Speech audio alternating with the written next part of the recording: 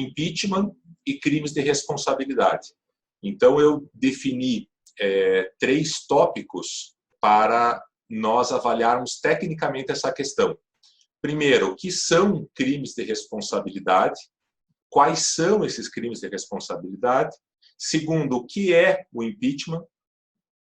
Terceiro, se os crimes comuns praticados por um presidente da República são também crimes de responsabilidade, porque crime comum é uma coisa, crime de responsabilidade é outra coisa, e como que fica a situação de um presidente da República que cometa crime comum durante o seu mandato, ou que cometa crime de responsabilidade no seu mandato, se são ou não a mesma coisa e quais são os resultados. E um fecho para esses 3 pontos, o que são os crimes de responsabilidade, o que é o impeachment, quais são os crimes comuns e crimes de responsabilidade, e a quarta pergunta, que é uma questão bem prática, se é o caso de impeachment do atual presidente da República. A maioria de vocês teve acesso às minhas falas anteriores na PUC, teve a oportunidade de ler o artigo que eu publiquei nesse último final de semana, já sabem qual é a minha opinião, acaba de, inclusive, adentrar a sala o coautor do artigo, advogado de São Paulo, do Espírito Santo, Jovacir Peter Filho, e lá nós defendemos claramente que é, sim, o caso de impeachment. Mas vamos ver como que tecnicamente isso se sustenta. Então, primeiro tópico, o que são e quais são os crimes de responsabilidade?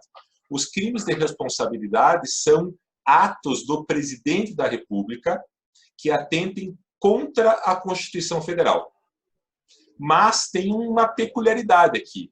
A peculiaridade é que estes atos que atentem contra a Constituição Federal devem estar previstos previamente, como tudo no direito penal, em lei especial. A lei especial que prevê os crimes de responsabilidade é uma lei de 1950, é a Lei 1079. E, por aquelas coisas que acontecem no Brasil, a lei e a Constituição são iguais ou muito parecidas. Se vocês abrirem a Constituição no artigo 85, o artigo 85 diz quais são os crimes de responsabilidade. Os crimes de responsabilidade são aqueles, então, praticados pelo presidente da República contra a existência da União, contra o livre exercício do poder legislativo, contra o livre exercício do poder judiciário, contra o livre exercício do Ministério Público e contra o livre exercício dos poderes constitucionais dos Estados. São também crimes de responsabilidade aqueles que atentem contra o exercício dos direitos políticos, individuais e sociais, e aí vocês já estão pensando na nossa atual situação, quer dizer, o atual presidente cometeu o crime de responsabilidade contra o livre exercício do parlamento, ou do Poder Judiciário, ou do Ministério Público. É importante que a gente faça uma análise técnica. O atual presidente praticou o crime de responsabilidade contra o exercício dos direitos políticos, sejam eles individuais, sociais. Salve, Simone. Seja bem-vinda. Nós temos um crime de responsabilidade previsto também no artigo 85, se o presidente atenta contra a segurança interna do país, se atenta contra a probidade na administração, se atenta contra a lei orçamentária e se não cumpre as leis e as decisões judiciais. Então, estes que estão elencados no artigo 85, de forma muito direta, são os crimes de responsabilidade. E estes mesmos crimes estão definidos na Lei Especial Federal, que é a Lei 1079 de 50. Portanto, eles não são os crimes de responsabilidade ilícitos penais propriamente ditos, mas são atos do presidente da República cuja sanção, em princípio, é política, ou seja, praticando um crime de responsabilidade, o presidente da República pode sofrer ou deveria sofrer um processo de impeachment, o que é uma sanção política e não penal. Daí vocês vão me perguntar, bem, mas e se o crime também for um crime comum? Pois esse é o nosso terceiro ponto da fala. Antes, a gente precisa vencer o segundo ponto da fala, que é O que é o impeachment? Quer dizer, todo mundo fala em impeachment, nós tivemos um impeachment do presidente Fernando Collor de Mello, nós tivemos um impeachment da presidente Dilma Rousseff, todos têm opinião sobre o impeachment, mas o que é o impeachment? Então, é muito claro, o impeachment é um processo legal de apuração de responsabilidade política do presidente da República. Portanto, ele não é tecnicamente falando, um desejo popular, ele não é tecnicamente um desejo do parlamento, ele não é tecnicamente o desejo de empresários, ele é um processo legal, absolutamente com rito processual previsto na Constituição, que vai apurar a responsabilidade política do presidente da República. Mas vai apurar essa responsabilidade política do presidente na prática de quais crimes?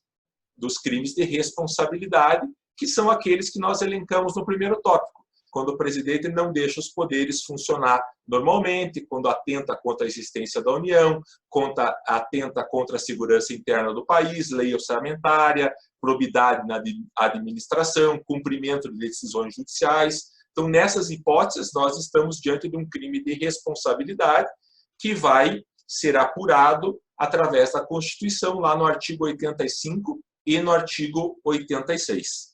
Atentem que, tecnicamente, o impeachment não busca a punição individual do presidente da República. É o inverso. O impeachment é a proteção do país de danos ou ameaças que foram feitas por um governante e que abusa do seu poder ou subverte a Constituição. Porque quando nós falamos em crime, nós sempre estamos pensando em punibilidade, em punir alguém, um indivíduo. Nesse caso, a gente não pune nenhum indivíduo. Nesse caso, a gente abre um processo de impeachment, que é uma responsabilidade política, mas é uma proteção para a nação. Quer dizer, o processo de impeachment protege o Brasil se o governante que estiver no poder estiver ameaçando, causando danos, ameaçando governantes, abusando do seu poder e, muito especialmente, subvertendo a ordem constitucional. Esse tema fica muito mais importante nesse último final de semana, com a saída ou com a demissão do ex-ministro da Justiça, mas vocês vão verificar na nossa fala que o caso é muito mais grave do que aquilo que aconteceu nesse último final de semana. Então, o primeiro tópico: quais são os crimes de responsabilidade? Artigo 85 da Constituição Federal, regulada pela Lei Federal 1079 de 50. A questão segunda: o que é o impeachment? Que é este processo de proteção da Constituição, de proteção do Brasil e não de punição do governante, no caso do presidente da República. E a nossa terceira questão é: e se os crimes praticados, além de ser crime de responsabilidade, também são crimes comuns? Eles podem ser processados? Então, vejam, aqui é um ponto importantíssimo para quem é atuante na área técnica, jurídica, para quem advoga, para quem milita. É importante que a gente saiba disso. O presidente só pode sofrer um impeachment por crime de responsabilidade. Eventuais crimes comuns que o presidente pratique no curso de seu mandato ficam aguardando o término do mandato, inclusive a prescrição. Isso está lá no artigo 86 da Constituição Federal. Então, é importante nós atentarmos para isso. Se for o caso de impeachment, sempre precisa se analisar se existe um crime de responsabilidade.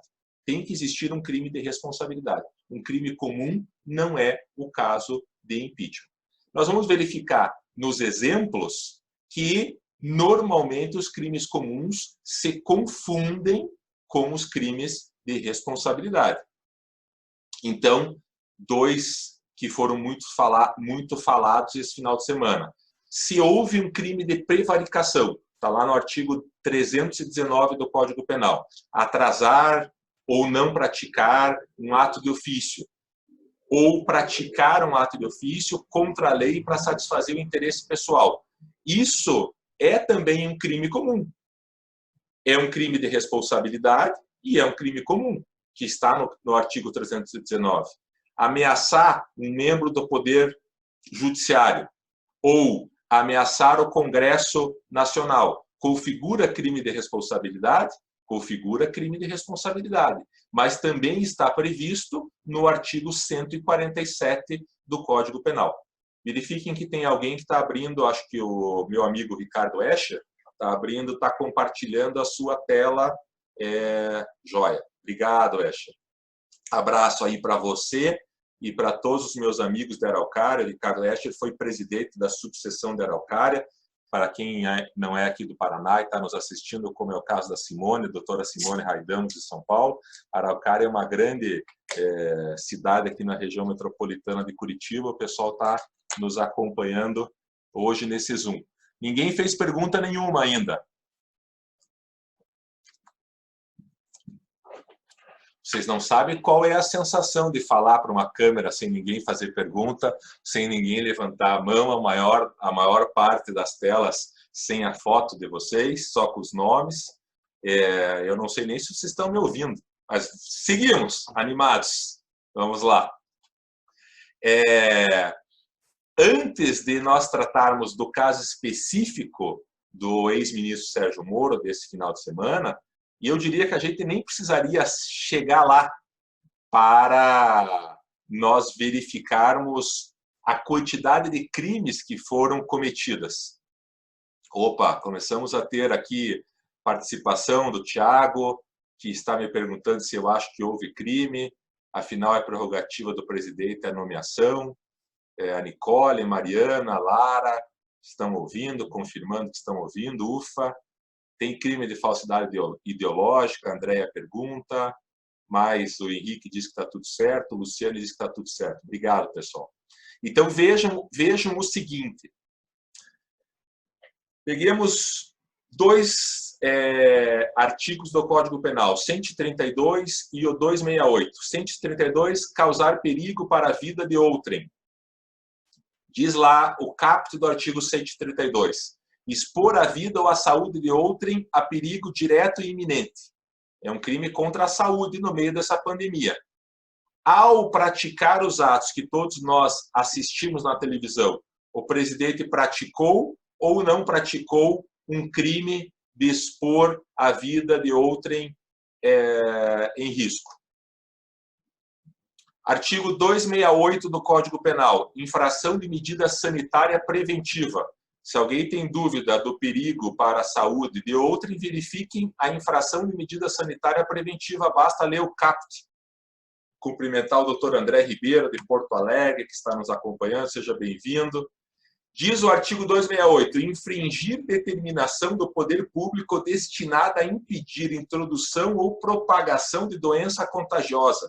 Ou seja, são dois tipos penais que nós, criminalistas, jamais imaginamos que seriam utilizados, jamais ou raramente fizemos uma defesa técnica desses dois tipos penais.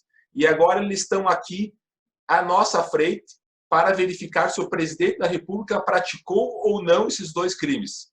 Então você lê, basta ler, infringir determinação do poder público. Pega o ministro da Saúde, Ministério da Saúde, Poder Público. O ministro da Saúde determina que os brasileiros devem ficar em quarentena seguindo a orientação da Organização Mundial de Saúde. Isso há 4 semanas ou 5 semanas atrás. Tudo isso para quê? Para impedir a introdução ou propagação de doença contagiosa. Estou lendo o tipo penal. Aqui não precisa ser nenhum especialista ou doutor em direito penal. Estou lendo o tipo, caput.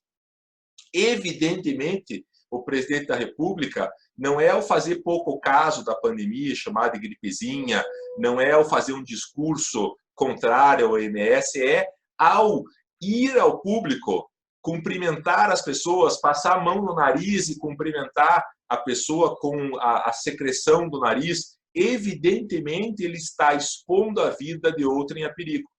Evidentemente, ele está infringindo a determinação do poder público para impedir o contágio de doença contagiosas. A Rosa está aqui me perguntando como é que faz quando o presidente da Câmara só descarta os pedidos de impeachment. Já são mais de 30 pedidos de impeachment que nós temos hoje protocolados e o presidente da Câmara vai, aí é um processo político, por isso que eu trouxe a discussão hoje para o debate técnico, porque nós, enquanto técnicos, temos que avaliar se houve ou não crime de responsabilidade. Verifiquem que o 132 do Código Penal, expor a saúde de outrem a risco. O artigo 268, não respeitar a decisão do ministro da Saúde para impedir a propagação de doenças. São crimes comuns. Nós precisamos verificar se isso se encaixa lá no 59 da Constituição para abrir o impeachment como crime de responsabilidade. Então, Rosa, eu quero sair um pouco, e a tua pergunta é ótima, e nós vamos chegar nela, mas eu quero sair um pouco dessa questão política para nós verificarmos se nós, enquanto juristas, acadêmicos, advogados, temos condição de sustentar tecnicamente um processo de impeachment. Verifiquem ainda dentro dos crimes comuns.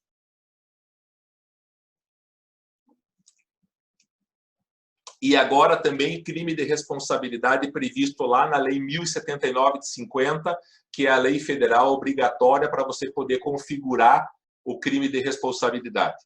Diz lá o artigo 7º da Lei 1079.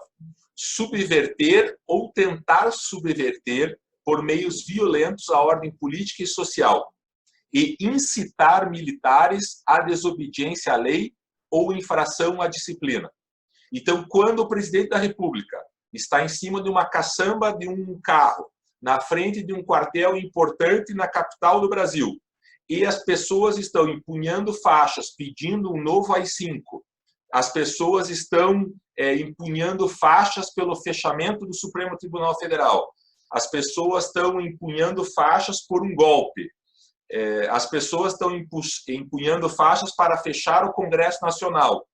Existe uma responsabilidade do presidente da República frente a esse artigo 7º? Ele está pondo em risco, incitando, subvertendo a ordem política e social, incitando inclusive os militares à desobediência à lei, à infração e à disciplina? Evidentemente, a meu sentir, sim. Quer dizer, nós estamos fazendo pouco caso, a maior parte de nós, desse tipo de postura, mas ao apoiar um fechamento do Congresso Nacional, ao apoiar o fechamento do Supremo Tribunal Federal, ao falar em golpe, ao falar em AI-5, nós estamos frente à tipificação do artigo 7º lá da Lei 1079. Isso me parece evidente e aqui é também um crime de responsabilidade. Portanto, eu estou trazendo para vocês já 3 exemplos, 2 de saúde pública, crimes comuns, mais 2 tipos penais da Lei 1079 que embasariam um processo de impeachment.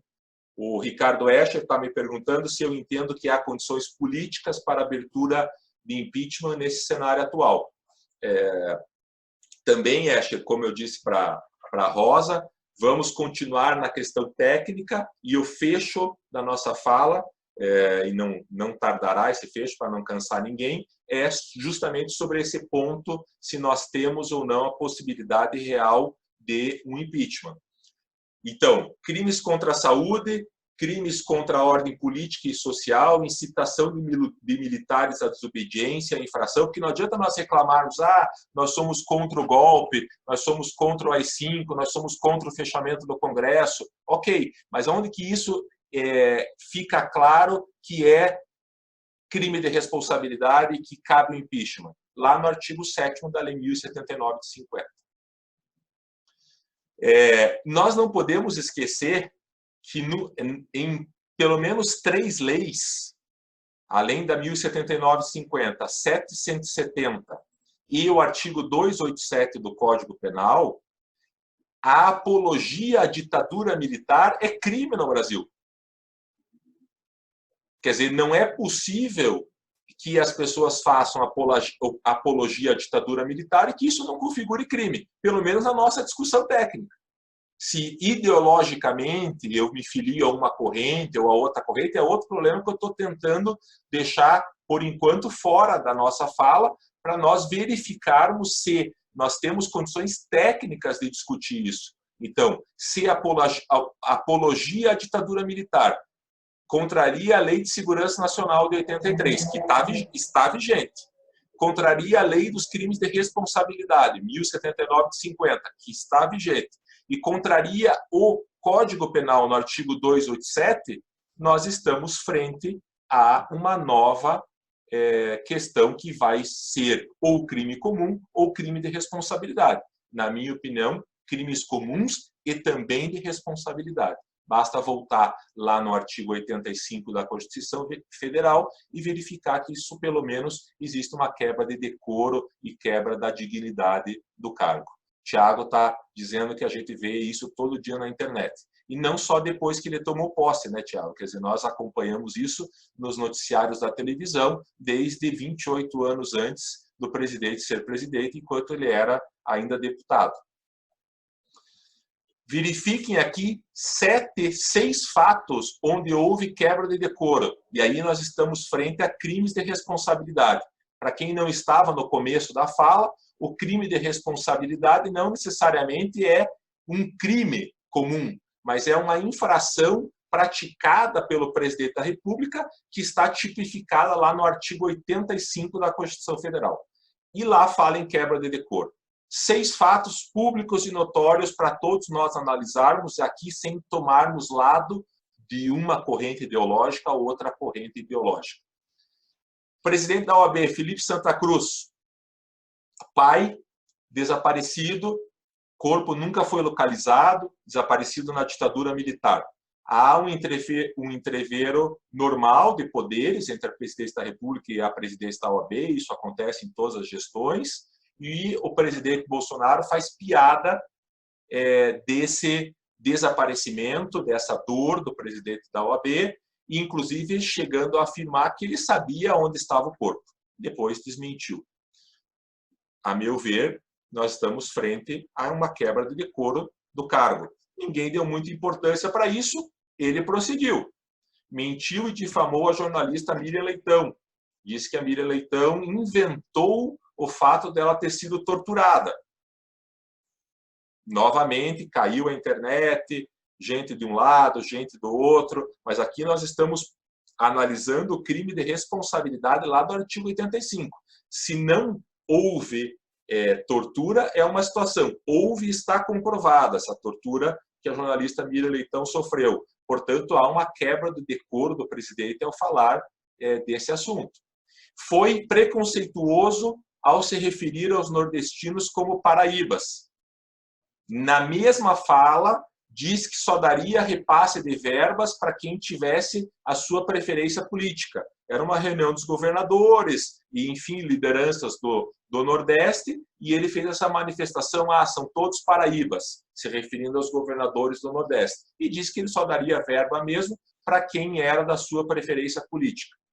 Ninguém ou pouca gente deu importância para esses 3 fatos de quebra de decoro e que, a meu ver, todos eles configuram crime de responsabilidade. Chocou boa parte da nação a publicação de um vídeo pornográfico durante o carnaval em seu perfil no Twitter. Aquilo foi assim, mesmo para nós, adultos, maiores, vacinados, aquilo choca de uma maneira enorme. O mundo assiste um presidente da República colocando um vídeo de Golden Shower, vídeo pornográfico. Não há quebra de decoro? Evidentemente há quebra de decoro. Mas prossegue o presidente. Nega o assassinato de líder indígena. Essa questão é uma questão, a Comissão Arnes, que é uma comissão em São Paulo muito atuante e que reúne cabeças pensantes, tem falado muito nessa situação dos índios no Brasil, que estão sendo invadidos nas suas reservas, estão sendo explorados, está ocorrendo assassinato. O presidente, ciente disso e responsável por isso, nega que ocorreu esse assassinato. Como negou também, e aqui é o 6º fato de quebra de decoro, o maior massacre que já ocorreu num presídio no norte do Brasil, que ocorreu no Pará, em Altamira. Como boa parte da população acha que bandido bom é bandido morto, aqui menos caso ainda fizeram. Mas são 6 fatos de ofensa ao presidente da OAB, ofensa a jornalista, preconceito com os nordestinos, Twitter absolutamente pornográfico, negativa de massacre de líderes indígenas e pouco caso do massacre dentro da cadeia, que caracterizam a quebra de decoro do presidente da República e, portanto, caracterizam, a meu ver, a aplicação do artigo 85 com a necessidade de abertura de um processo de impeachment. Isso independente da corrente ideológica que nós nos filiemos. Hoje, com a fala do ex-ministro Moro na semana passada, nós estamos avançando rumo a isso, uma maior parte de pessoas se deu conta da gravidade, mas não precisaria. Bastaria nós chegarmos nesse ponto. 2 crimes contra a saúde pública, crime contra a segurança nacional e 6 fatos de quebra de decoro. Se não bastasse tudo isso, ameaça a direitos civis previstos na Constituição, como a liberdade de imprensa e liberdade de pensamento. Aqueles que lembram, ameaçou extinguir a Ancine se ela não pudesse ter filtro. E aqui a continuidade está até hoje com a convocação da Regina Duarte como secretária, agora com a fritura da Regina Duarte, ele próprio querendo que ela saia, mas um controle enorme da questão das propagandas e dos filmes. Isso faz muita diferença porque influi a população. Vejam, por exemplo, voltando um pouco no tópico da manifestação na frente do quartel em Brasília, que fere a lei de várias maneiras, ao participar desse tipo de ato, o presidente está incentivando a violência.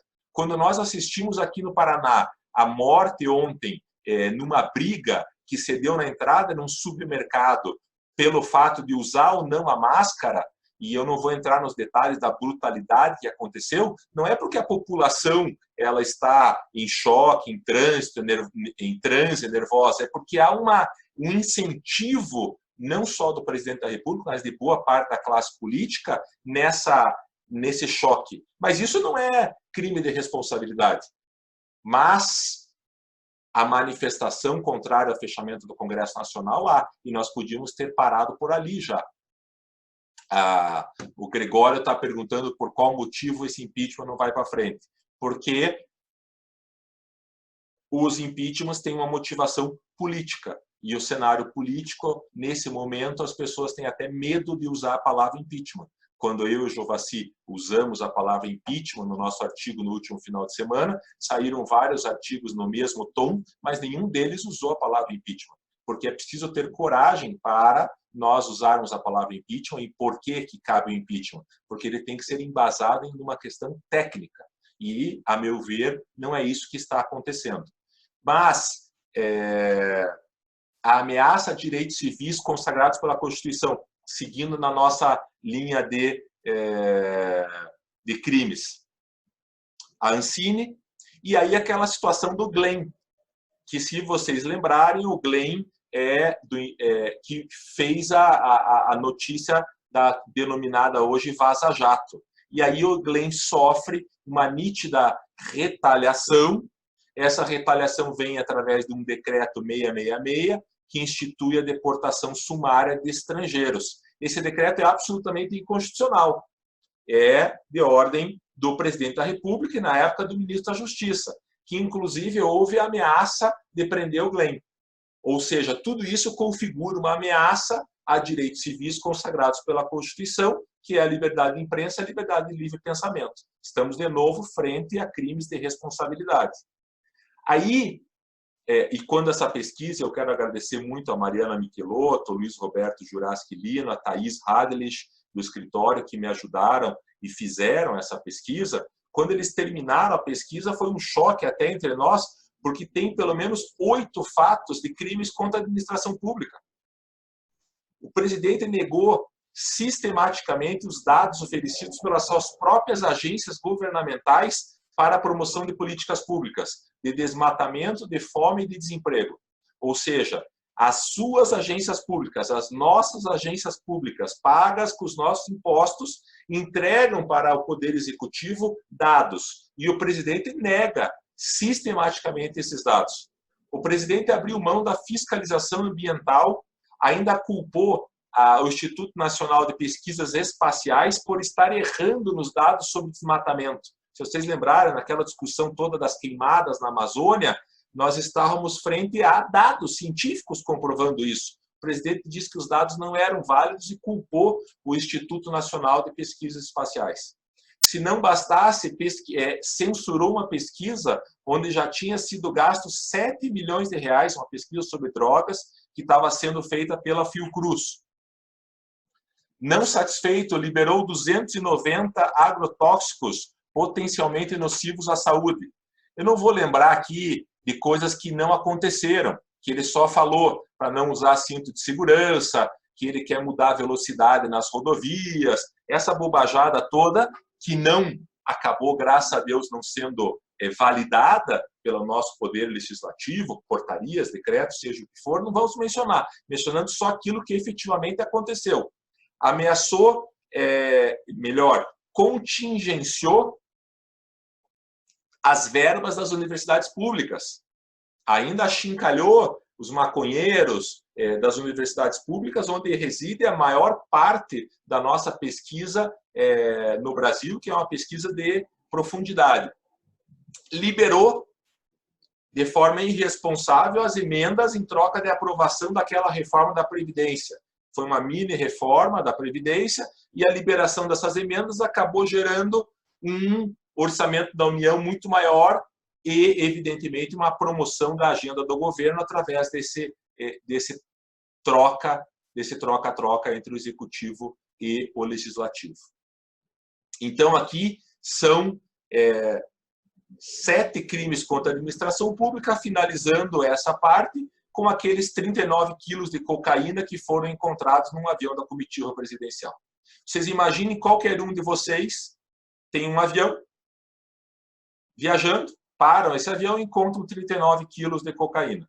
Quer dizer, isso seria uma prisão eterna.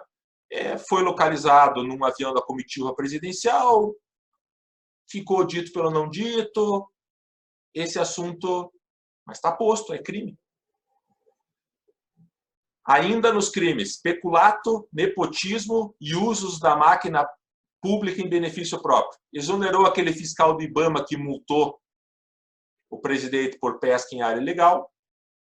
Tentou nomear o filho para a embaixada dos Estados Unidos. Utilizou helicóptero da FAB para transportar parentes para o casamento do filho. Temos ainda crimes de lesa pátria colocando a nação em risco. Ninguém deu bola para isso na época, mas tratou sobre a Venezuela numa agenda paralela com a CIA. Se vocês lembrarem as declarações daquela época, de uma possível guerra com a Venezuela, etc., sem nós falarmos aqui nas determinações presidenciais para a comemoração do golpe de 64. O que nós já dissemos antes configura evidentemente crime.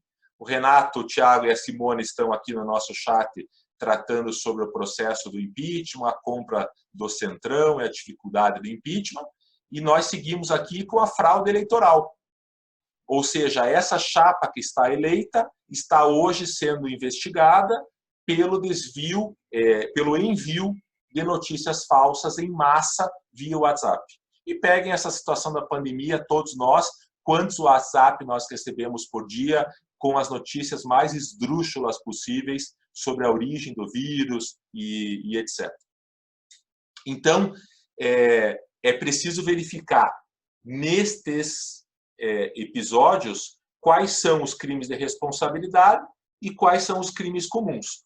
Todos esses que eu coloquei para vocês são crimes comuns, mas também são crimes de responsabilidade. Vamos voltar lá para o artigo 85 da Constituição Federal.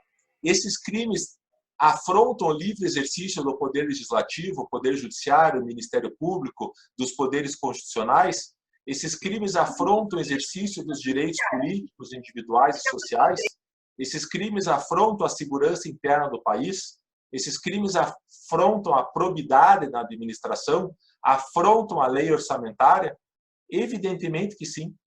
Então, nós estamos frente a crimes comuns que ficarão suspensos, aguardando o final do mandato, suspenso inclusive a prescrição, e estamos frente a crimes de responsabilidade que dão ensejo, a meu ver, ao início de um processo de impeachment. Eu não vou tratar, na nossa fala, que já está muito próxima do final, eu não vou tratar da tramitação do processo de impeachment. Não vou tratar da tramitação do processo de impeachment porque ela é, apesar de simples, complexa. Ela é simples na leitura do artigo 86, mas devido à jurisprudência e a toda a tramitação no próprio Supremo, nós temos aqui uma série de dificuldades, e isso até falei com a Fernanda, quem sabe o CASP organize com um advogado eleitoralista e a gente pode fazer uma palestra só sobre esse tema. Mas a configuração do crime de responsabilidade, a meu ver, está posta. Isso tudo, atentem, sem nós falarmos da entrevista coletiva que o ex-ministro Sérgio Moro deu na semana passada, quando saiu do governo, fazendo acusações gravíssimas. Aí, muito graves, mas não mais graves do que tudo que já aconteceu até agora. E basta fazer um trabalho técnico de verificação para nós verificarmos como já era o caso de já ter ocorrido, a meu ver, um impeachment. Então, a fala do ex-ministro Moro, primeiramente, nós, enquanto advogados, especialmente os criminais, precisamos verificar se esta fala é verdadeira, se esta fala tem provas, e a gente não podemos considerar essa, nem qualquer outra fala, como verdade. Evidentemente, na minha opinião pessoal, conhecendo a sistemática, a fala é verdadeira. Mas isso pouco importa. Nós precisamos ter as provas. A meu ver, aquela conversa de WhatsApp com a deputada Joyce não é uma prova. Já a fala com o presidente da República, em que o presidente da República claramente pede para se verificar um inquérito X, é prova. Mas não precisa também da prova no caso do presidente. Ele confirmou. Quer dizer, na entrevista que ele dá às 5 da tarde, o ex-ministro fala às 11, o presidente fala às 5 da tarde, às 5 da tarde o presidente confirma que ele queria mesmo que fosse verificado, que ele cansou de pedir que fosse verificar e se referindo sempre aos inquéritos que ele tem interesse. Então, a questão de interferência na Polícia Federal por parte do presidente da República, ela está configurada independente da fala do ex-ministro Sérgio Moro. Ela está configurada na fala do presidente da República, que diz claramente, num pronunciamento à nação às 5 da tarde, que sim, que ele queria ter os dados e queria que ele fosse avisado e que ele queria que conduzisse de uma ou de outra forma cada inquérito. Afinal, a Polícia Federal é ele, é dele. Ou, como ele disse numa das entrevistas, a Constituição sou eu. Nessa hora eu pensei em estar em Paris assistindo o Luís XV ou o Luís XIV, mas não achei que eu pudesse estar no Brasil em pleno século XXI, porque a Constituição não é, evidentemente, o presidente da República. Então, vejam, essa questão da interferência direta na Polícia Federal, ela passa por 4 tipos descritos lá na Lei 1079. Se nós lembrarmos, no começo da fala, 1079 é a lei especial federal que deixa claro quais são os crimes. Diz, abro aspas, expedir ordem ou fazer requisição de forma contrária às disposições expressas na Constituição. Isso ficou claro. Infringir no provimento dos cargos públicos as normas legais. Quer dizer, ao querer que determinada pessoa fosse nomeada, usar de violência ou ameaça contra funcionário público para coagi-lo a proceder ilegalmente, bem como utilizar-se de suborno ou qualquer outra forma de corrupção para o mesmo fim. Proceder de modo incompatível com a dignidade, honra e decoro do cargo. Então, esse fato configura tecnicamente esses 4 crimes. Se nós colocássemos esses 4 crimes frente a um juiz federal, em sala de aula, em laboratório, Ministério Público, juiz federal, evidentemente nós estamos frente a um processo que sofrerá uma denúncia criminal. Haverá abertura de um processo. Depois, depende do advogado, das provas, para verificar se será condenado ou não. Mas a abertura de um processo de impeachment diante desses 4 fatos da Lei de 1079, tecnicamente, é obrigatória. Tecnicamente é obrigatória. O Maurício Nunes e a Simone estão fazendo aqui no chat considerações sobre o nosso debate e considerações eleitorais. O Luciane Maluf prestigiando a nossa aula. E, muito especialmente, queria falar para a Fernanda, atual presidente do CASP, que está presente, o Luiz Carlos Antônio. O Luiz Carlos Antônio é advogado, hoje presidente da subseção de Prudentópolis. E o Luiz Carlos Antônio tem uma função importantíssima no Brasil, pois ele foi presidente do CASP em 1989, Luiz Carlos. É isso? Luciane, me ajude. 1989, o Luiz Carlos Antônio foi o nosso presidente do Centro Acadêmico Sobral Pinto e está prestigiando aqui, junto com a atual gestão do Centro Acadêmico. Muito obrigado para todos. E na fala ainda da sexta-feira do ex-ministro Sérgio Moro com o presidente da República. Vejam a questão da falsidade ideológica. E aqui fica fácil para todos nós entendermos. Todos nós, profissionais do direito, trabalhamos com token. Só quem pode usar o meu token sou eu. Mais ninguém. Evidentemente, todos nós, dos nossos escritórios, emprestamos o nosso token para o advogado responsável pelo protocolo dos prazos. Para quem não é advogado, Maurício, Sérgio e outros amigos que estão aqui nos acompanhando, vocês têm os seus tokens também digitais para banco e etc.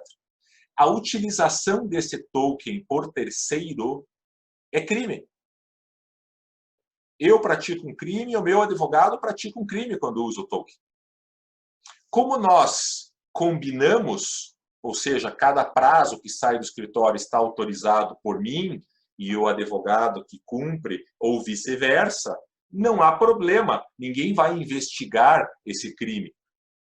Então vejam que no caso específico, e o Sérgio me lembra aqui que o token é o certificado digital do CPF, nós temos uma situação, no mínimo, esdrúxula, para não dizer de reconhecimento de crime. Porque publica uma portaria exonerando o Dr. Valeixo, e aqui é preciso dizer, o Dr. Valeixo é uma das maiores autoridades judiciárias do país, é um delegado da Polícia Federal honrado, sério, prestando um grande serviço. Ele é exonerado da Polícia Federal com a assinatura do ex-ministro Sérgio Moro e a pedido. A pedido significa o quê? Que ele pediu, quando na verdade ele não pediu. E o próprio presidente confirmou isso. O presidente diz, não, eu liguei para ele na noite anterior, naquela fala das 5 da tarde, eu liguei, conversei com ele e tal. Quer dizer, como eu ligo aqui para um estagiário do meu escritório, para um advogado do meu escritório, eu digo, olha, amanhã você não precisa vir, está de acordo? A pessoa vai dizer, não, eu vou. A dispensa é implícita. Não houve pedido nenhum para o Valeixo sair. Então, configura aqui crime de falso e um novo crime de falso quando tem a assinatura do ex-ministro Sérgio Moro, que não assinou. E, reconhecendo a existência desse crime, há uma republicação do ato. E nessa republicação do ato não tem mais a assinatura do ex-ministro Sérgio Moro e não é mais a pedido. Então, se aqui não há um crime de falso, e está previsto lá no artigo 299 e seguintes do Código Penal, eu não sei o que é o crime de falso, porque, evidentemente, esse é um crime de falso.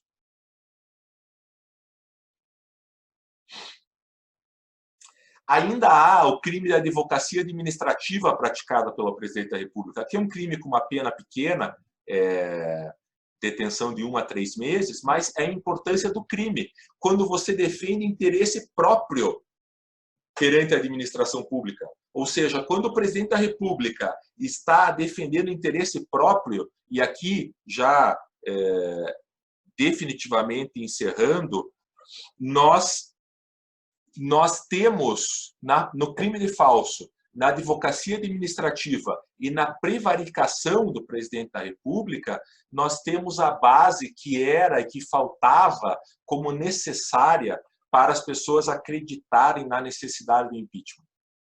Esta fala do ex-ministro da Justiça é que deu, a meu sentir, mesmo que ela não seja aprovada ao final, mas ela foi confessada pelo presidente da República na sua fala às 5 da tarde, confessada daquela forma atabalhoada, toda torta, falando do filho 04, toda aquela bobajada, mas se vocês pegarem o que importa, o presidente confirma a fala do ex-ministro Sérgio Moro. E isso era o que faltava para dar esse contorno político necessário, que são as perguntas que foram feitas aqui desde a Rosa, que foi a primeira que perguntou lá atrás, e muitos outros, até a última pergunta do Gregório. O que falta? Falta esse clima político. E esse clima político, a meu ver, ele cedeu quando o presidente confirmou esta fala do Sérgio Moro. Ele não entendeu ainda que confirmou, evidentemente, não tem inteligência para tanto, mas ele faz essa confirmação. Então, cabe o impeachment porque houve crime de responsabilidade, cabe impeachment porque houve crime comum que se configura crime de responsabilidade, e nessa fala muito rápida de 40 minutos a gente trouxe os tipos penais: saúde pública, administração pública, a questão dos indígenas, a questão dos nordestinos, a questão do Glenn, enfim, todas essas questões que eu trouxe para vocês, não como falação de jornal, mas como tipo penal, porque isso que nós precisamos ter tecnicidade dentro da área jurídica, e que configuram o impeachment.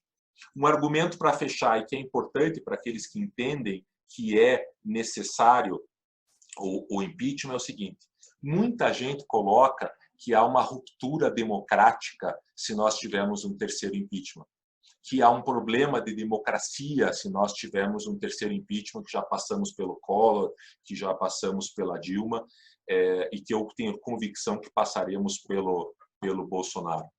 Outros colocam, além do risco à democracia, que o vice-presidente é pior que o presidente, que é um general que tem o exército na mão, que é um general linha dura. Todos esses argumentos não cabem para nós numa discussão técnica. Numa discussão técnica cabe o seguinte: existe crime de responsabilidade? Se existir crime de responsabilidade, há um processo de impeachment.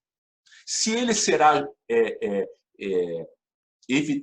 deferido, indeferido, se juridicamente vai permanecer ou não, é outra questão. A gente está tratando aqui da abertura necessária de um processo de impeachment. E, a meu ver, a meu sentir, a grande ofensa à democracia é não se abrir o processo de impeachment. Por quê? Porque nós não estaremos cumprindo a Constituição Federal. A Constituição Federal nos obriga a cumprir o rito e abrir um processo de impeachment. Então, o risco constitucional é de não abrir o processo. O risco constitucional é de avaliarmos se o vice é melhor ou pior. O risco constitucional é nós tratarmos essa questão como política, porque ela primeiro é técnica. Então, se a gente perguntar, ele vai se sustentar com o Centrão, ele pode se sustentar com o Centrão e o impeachment não ser aprovado. Isso é uma questão política. Mas a questão técnica é: a Constituição determina, se houve crime de responsabilidade, a abertura de um processo de impeachment. E fecho, como vocês já perceberam, tanto no artigo e em toda a fala, que, evidentemente, nós estamos frente à necessidade para a garantia da Constituição, para a garantia da democracia, para a garantia de não haver quebra de democracia, nós estamos diante da necessidade de abrir da abertura de um processo de impeachment. Então, eu encerro e aí continuo para as perguntas de quem tiver, para o debate, agradecendo muito o Centro Acadêmico, a Fernanda, que me convidaram e que me deixaram muito, muito feliz. Muito obrigado. Muito obrigada, Dr. Marlos. Foi muito boa a palestra, muitas pessoas elogiaram aqui para a gente. Muito obrigada mesmo. Pessoal, eu vou enviar aqui o link do formulário para horas complementares. Quem não for da graduação de Direito da PUC, pode preencher também e a gente envia o certificado de horas complementares por e-mail. O Itaçuci está me perguntando aqui, Fernanda. Oi. O Itaçuci é procurador nacional, está nos assistindo, se os crimes de Bolsonaro têm comparação com os crimes de Collor ou Dilma. É uma opinião que seria uma opinião ideológica, e eu vou escapar da presidente Dilma e vou lembrar, porque mais distante, o presidente Collor, ele cai supostamente por causa de uma elba. E nós vivíamos um momento, boa parte de nós aqui, advogados, já era vivido naquela época, recém-saído da faculdade ou na faculdade, enfim, nós vivíamos um momento de abertura democrática, havia sido uma tragédia o Tancredo não assumir pelo seu falecimento na eleição, que foi uma eleição indireta, o Sarney assume, foi uma tristeza muito grande, apesar da abertura, apesar da eleição indireta, que era um momento feliz, que nós queríamos diretas, mas pelo menos tivemos as indiretas e elegemos alguém não ligado ao governo militar.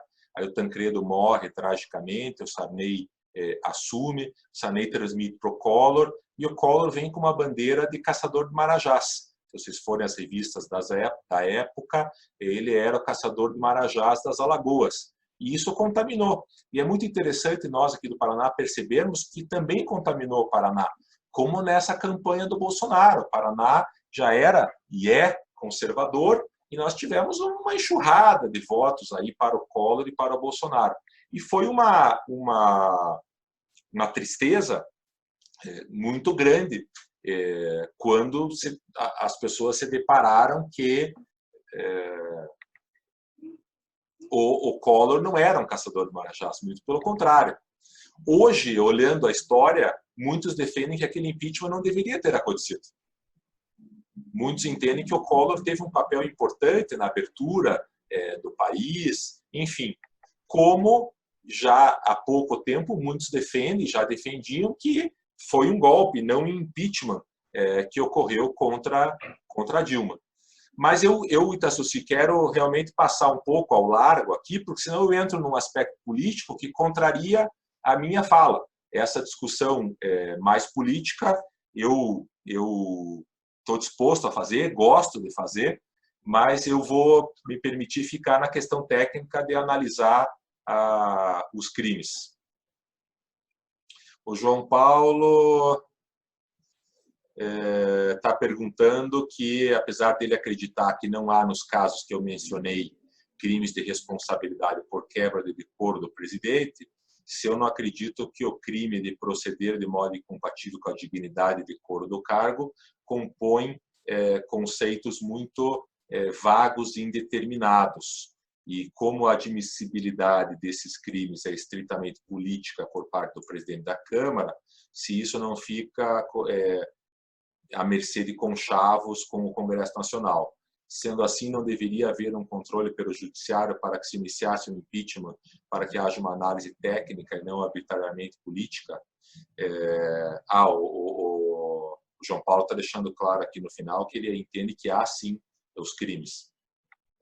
Veja, nós temos que ir para o artigo 85, que ele não fala apenas na quebra de decoro, mas ele fala na afronta a exercício a direitos políticos, fala afronta a direitos individuais, fala afronta a direitos sociais, e aqui, apesar do conceito ser amplo, ele não é tão amplo quanto a quebra de decoro.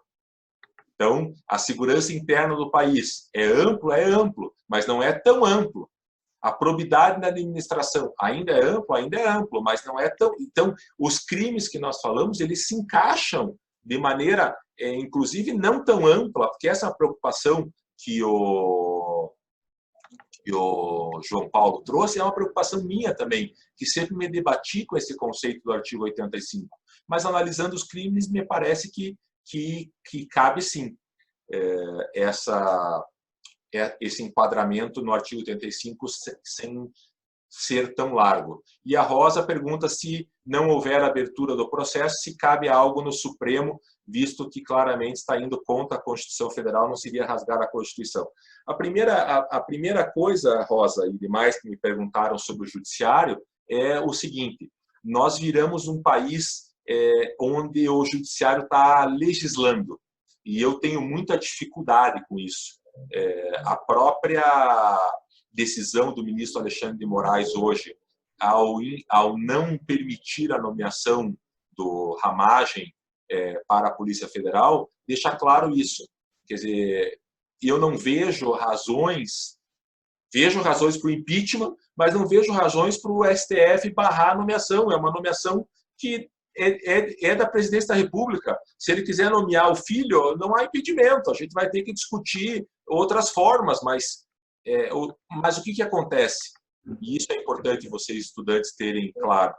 Como o executivo está muito fraco, alguém precisa ocupar o espaço de poder. O poder não fica vazio. E aí o Supremo percebeu uma forma de legislar. É muito mais grave, por exemplo, quando o Supremo ele tem que legislar para permitir que os governadores e os prefeitos tracem políticas contra a pandemia, e que boa parte de nós está de acordo, evidentemente, mas pelo presidente ele não deixaria. Aí tem que vir o Supremo, mas não é a função do Supremo, isso é a função do Executivo. Então, essa confusão entre executivo, judiciário e legislativo, nós temos que ser muito técnicos e defender claramente a tripartição dos poderes. Cada poder tem que cuidar do seu poder. Portanto, cabe sim, evidentemente, um recurso para o Supremo, se não for aberto o processo. Algum recurso cabe, mas mesmo que seja provido, de que serve se a votação é política? Não serve para nada. Então, nós temos aqui, o Thiago está lembrando bem, que nesse caso a nomeação do Ramagem não atenderia os princípios da administração pública. Podemos até concordar com isso, mas a pessoa precisa, fazendo uma pesquisa, é a terceira nomeação que não passa no Supremo nos últimos governos, quando, na verdade, isso é uma nomeação do Executivo. Se cada nomeação tiver que ser avaliada pelo Supremo, a gente fica só decidindo isso. Mas, enfim, são possibilidades, tanto que o Supremo decidiu. O que mais, pessoal? Nós temos aula no Centro Acadêmico às 7, né, Fernando?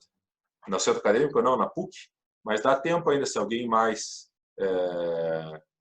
tiver alguma pergunta.